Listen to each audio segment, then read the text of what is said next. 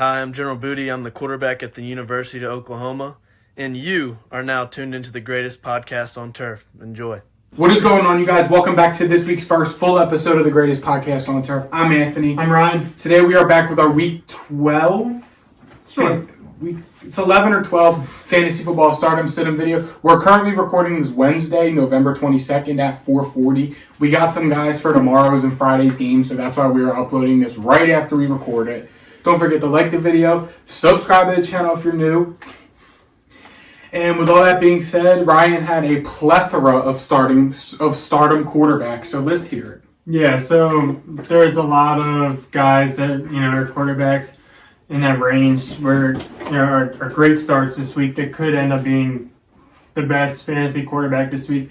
CJ Stroud against Jacksonville, most likely you didn't draft him and you have a decision between him and the guy you drafted to be your quarterback. So CJ Stroud can give the edge to.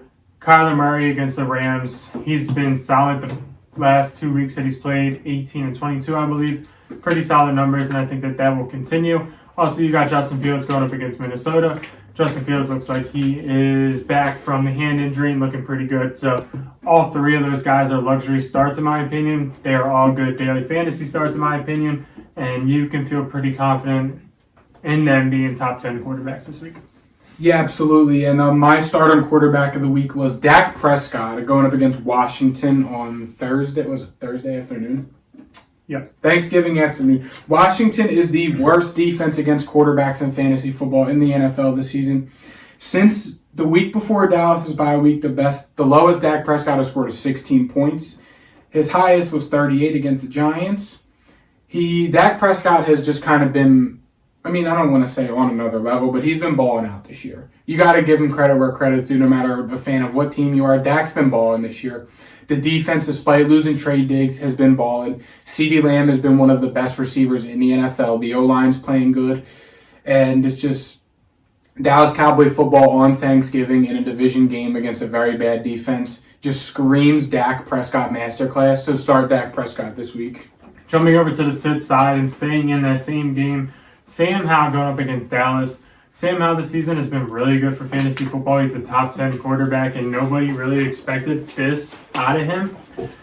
However, this week I feel like that stalls a little bit going up against the Dallas defense that has arguably the best pass rush in the NFL. Definitely top 5, no matter which way you spin it.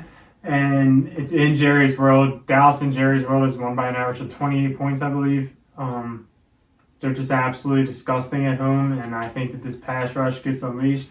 I don't think Sam Howell has that good of a day, and I think that you have other guys available to you that you can start. This is kind of a rough week for quarterbacks because Burrow is out for the year. Geno Smith is questionable, and I wouldn't play him against San Francisco. Or Deshaun Watson's out for the year. So a lot of guys are getting hurt, but I would try to sit Sam Howell if you can. Yeah, and with the tough week for quarterbacks, it's tough to even sit this guy, and it's tough for me to even say it because I was so right about him, and he had his best week last week, but it's Trevor Lawrence. I know he's coming off his season-best game last week against Tennessee threw for about 260 with 4 total touchdowns, but looking back earlier this season when he played Houston, they got blown out 37-7, and Trevor finished with a measly 15 fantasy points. Now, I know it's Trevor Lawrence, and he's coming off a 30-point fantasy game, 4 total touchdown performance, but we're getting close to the playoffs. You guys are, me personally, I'm hanging on by a thread in one league. But a lot of you guys are fighting for a playoff spot. A lot of you guys, these next few weeks are must-win weeks. So you can't really take the chance to gamble on a Trevor Lawrence, hoping he can get you above his 20 points, which he's only done once this season, and it was against the Titans last week. It's a big gamble to take, especially with playoff implications in a lot of these games, and a lot of these games being must-wins. And especially the Texans' defense has been very, very good this season, despite the numbers being bad. They've been solid all year. DeMeco Ryans has really turned them around. So, personally, I wouldn't take the gamble. I'm not taking the gamble, and I would look elsewhere for my quarterback this week. Jumping over to the running back position, first guy I'd like to start is Isaiah Pacheco going up against the Raiders. Pacheco this season has been arguably hit or miss, but I'd argue relatively solid. This week against the Eagles, he had 19 carries for 89 yards. He's really just missing the touchdown and the receptions on it being a big day.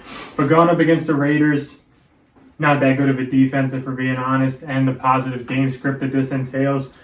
The Chiefs are 9-point favorites, and in theory, this should be a blowout. You have Aiden O'Connell at quarterback, and the Chiefs just lost a close game to the Eagles, so they should be bounced back all cylinders. I feel like this is a rout, and I think after what we saw with the Chiefs game and how many balls they dropped and how much the receivers let them down, they need to start running the ball, especially when it gets colder. Granted, it's not going to be cold in Vegas. It's a dome anyway.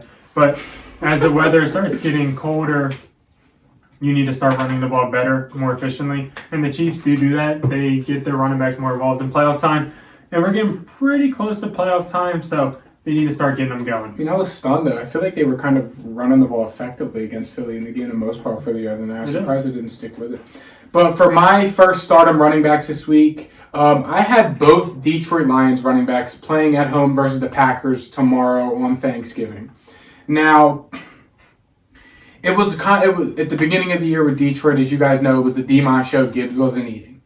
Demont got hurt, came back, Gibbs still wasn't eating. Demont got hurt again the third time. Jahmyr Gibbs finally ate, and now they're both eating, and that's a big deal. They're playing against the Packers, who are not very good against the run, let alone against Detroit. We saw earlier in the season Demont had 135 rushing yards against them, and Jahmyr Gibbs had 10 fantasy points. But the past 2 weeks, since they've both been back and healthy, they've both been eating in this offense, in the run game, in the pass game. We've seen Sam Laporta's production kind of take a step back as a result of this. It's kind of been the Amon-Ra and the Lions running back show, which is good for this week against the Packers, who really can't stop the run to save their lives. You should be very confident in starting both Lions running backs this week against Green Bay. Next starting running back, and this might be a little obvious based on this guy's numbers the past 6 weeks. I can't believe it. Gus Edwards of the Baltimore Ravens going up against the Chargers. He is currently RB6 on the year, so the zero running back trooper is kind of dubbed this year. He's been pretty touchdown reliant, if we're being honest. Most of his points, 50% of his points, give or take, the past 5 weeks have been because of touchdowns. However, going up against the Chargers team, there should be touchdowns here. The Chargers suck. The Chargers defense is really, really bad. The Ravens offense is really, really good. Chargers are not good against the run whatsoever. They are not good against power whatsoever. So I got a feeling that Baltimore is going to use that to their advantage and unleash Gus Edwards. He should be a shoo-in for a touchdown. I feel like there's just no way that this guy does not get a touchdown this week. So fire up Gus Edwards, and hopefully I didn't just jinx him. Yeah, and the next running back you're firing up this week is a guy who was injured, but he's been back and hasn't really done much. It is James Conner of the Arizona Cardinals versus the Rams. Since James Conner has been back, he has not been the most fantasy productive guy, hasn't scored a touchdown, hasn't topped 75 yards. But we saw last week he had 14 carries, and they tried to get him involved in the passing game as well. He had 3 targets, which is a good amount for James Conner. I look for him this week against the Rams to kind of pick up where he left off last week. We saw Seattle play the Rams last week, and we saw Zach Charbonnet and Kenneth Walker before Walker got injured. They were involved in the run game, and they were even involved in the passing game as well. I think this is the week where the Cardinals as a whole team kind of get right. I know it's the Rams, and they've been playing everybody tough, but it's a division game. Look for James Conner, Kyler, and Hollywood to all eat this week and have successful days. But don't let James Conner's lack of production this week steer you away. It's his 3rd week back from injury. He's going to be fine. Start him and fire him up this week. Jumping over to the sit side of running backs, first guy I'm going to mention is James Cook going up against Philly. This is pretty much strictly matchup dependent. I don't like going up against a Philly defense, especially when Buffalo hasn't really ran the ball great.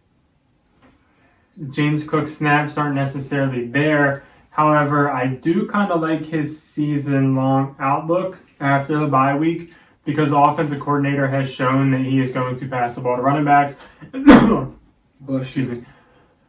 He's shown that he's going to pass the ball to running backs, and Ty Johnson is not going to keep eating into James Cook's carries or catches. It's going to be James Cook in that role, and I think it's a pretty good role to be in. However, against Philly in Philadelphia, I don't trust it that much. I think the Bills are going to try to use the passing game. So Shakir might even be a questionable start. Daily fantasy, you could throw him in one. I feel like he might get one this week. But James Cook, I just don't think he has that much success. And to really start the dog kicking fest here, we're sitting Najee Harris this week. This morning, lost his job. Yeah, this morning Matt Canada lost his job along with Najee Harris pretty much. It's simple as that. We saw Jalen Warren pop off last week. Look for that to continue now with Matt Canada finally fired. So if you missed the trade deadline with Najee, sorry. Hold him and hope. Don't start him this week. Jumping over, or still at the sit running back, Zach Charbonnet playing against San Francisco. Zach Charbonnet was the number one waiver priority pickup this week. He's everybody's sit of the week this week too. It's fine. However, I'm not sure when you're going to confidently be able to start him. You got San Fran this week, Dallas next week, San Fran the week after, Philly the week after, Tennessee, Pittsburgh. That's a gauntlet of a schedule. For a running back. We told you to trade away Kenneth Walker. We did. You can't trade away Zach Charbonnet, but if you picked him up this week, start him if you have to, but do not put him on any daily fantasy lineups. Does lineups. anybody even buy this week? There's got to be. I don't think so. Maybe not. I know there's bye weeks next week, but maybe there's There might not. I don't think there's any bye weeks this week. Beats me. We're done. Yeah. My next set of running back this week, this guy may not even play. But if he does play, he's battling a groin injury, so don't start him. It's A.J. Dillon. Aaron Jones is doubtful. It sounds like he sprained his MCL. A.J. Dillon has to play because there's no other running back. And that's what I'm saying. But he's currently dealing with a groin injury, and the third string's out too. Yes, he has put in extremely limited practices. He was limited He was limited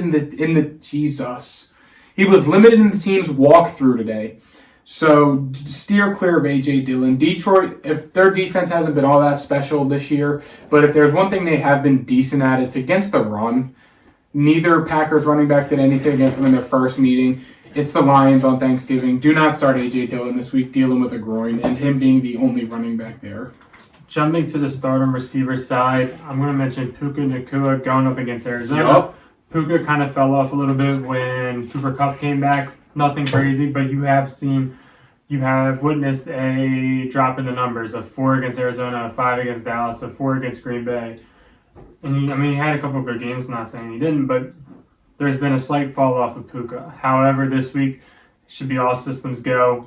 Cooper Kupp, there's a chance that he doesn't miss the game. So take that how you want, but it sounds like he's not going to play. It's a right ankle sprain is what he's dealing with. If he doesn't play, Puka is a top 10 receiver this week. He should be. And I feel like you can easily get 15 points out of the guy. So start him up this week against Arizona, a team that just got obliterated by Tank Dell and company. Yup. Start Puka. You're also starting the Colts wide receivers versus the Tampa Bay Buccaneers. The Bucs secondary has been very bad this year. And the Colts have been surprisingly really good this year, especially throwing the ball. Michael Pittman has been very good. Joshua Downs has bursted on the scene all crazy. Start them confidently this week versus a Tampa defense that hasn't been very good. And you could also feel confident while we're talking about it. Start the Bucs receivers too. I think they'll be fine. Colts defense is nothing special. This could be a high-scoring game. So start the Colts receivers and the Bucs receivers. My next receiver is Tank Dell going up against Jacksonville. Go. Last 3 weeks, he's been on an absolute tear with 11 targets, 14 targets, 10 targets, all double-digit fantasy points, 2 of those being in the 20s. And this game against Jacksonville, in my opinion, screams a high-scoring football game. That this is an even spread. If you talked to me at the start of the season and asked what the spread was going to be, I'd probably say Jaguars -6. And it is not the case right now. Texans beat them game 1. They own Jacksonville. Just in general, they just own them. Tank Dell did good against Jacksonville. And I feel like he's going to do the same thing this week. So start Tank and Dell if you have them, if you're blessed enough to have the guy. Yeah, and I feel as though you can also fire up the Ravens receivers this week. And by that, I know it's crazy to say. I don't know if in the 3 years we've been doing this, I've ever said to start this guy. But that is including Odell Beckham Jr.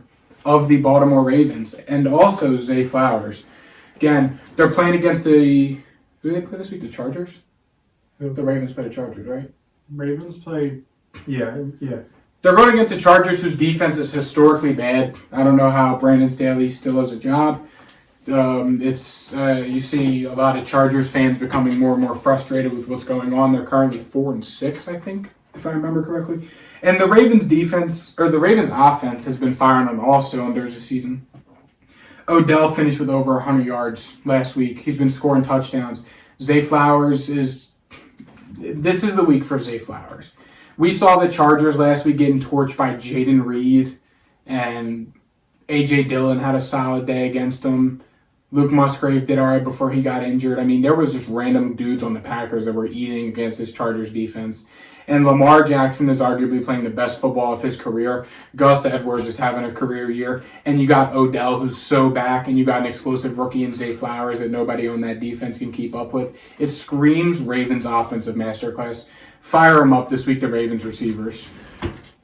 Jumping over to the Sit-em side, Terry McLaurin going up against Dallas might be a little obvious, but I don't think Terry McLaurin does too much against Dallas, for one. For two, Washington's allowed the second most sacks this year at 51, and Dallas is one of the best sack teams in the NFL. So when you tie in all those things and you tie in the fact that the Cowboys are 10-point favorites, the only points you're getting from Terry McLaurin should be in garbage time.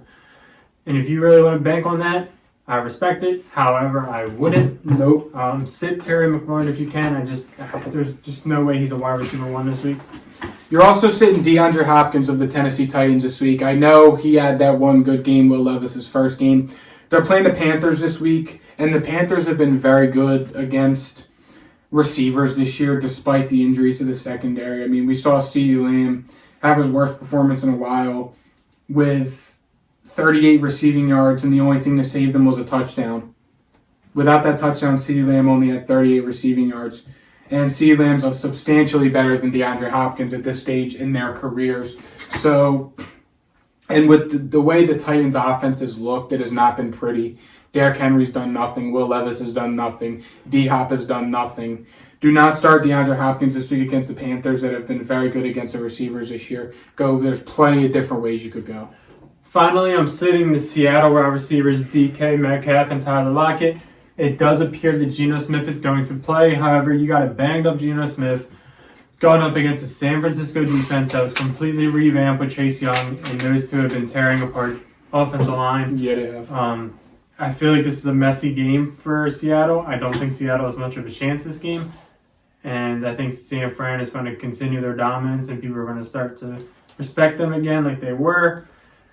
I just got a bad feeling about DK Lockett and every single Seattle Seahawk. Also, to end off this episode right before we upload it, you're sitting Courtland Sutton this week. This may come as a surprise considering Courtland Sutton has been very good this year. He's only scored one game in the single digits. His lowest out of that was 10. He's kind of been Russell Wilson's go-to guy, but it's really been the touchdowns, honestly. He's getting about 30 to 50 yards a game, maybe in the 60s, 70s at times. But he's really scoring touchdowns, and that's the big thing. We've seen Cleveland's defense kind of take over as they've had to. Cleveland knows that they're done. They don't have a quarterback for the rest of the year, and their defense is going to have to win them these games. This is a very winnable game for Cleveland. They just have to step up and show out, and I think their defense knows that. And I think they've finally put a huge halt on this random charity Denver Broncos run that they've been on. So that being said, sit Courtland Sutton this week. That's it. Yeah, and thank you guys for watching. We're also dropping our best bets video in a couple hours just to try and get everything in because we got Thanksgiving football tomorrow. Thank you guys for watching, and we'll see you guys next time. Happy Thanksgiving. Happy Thanksgiving.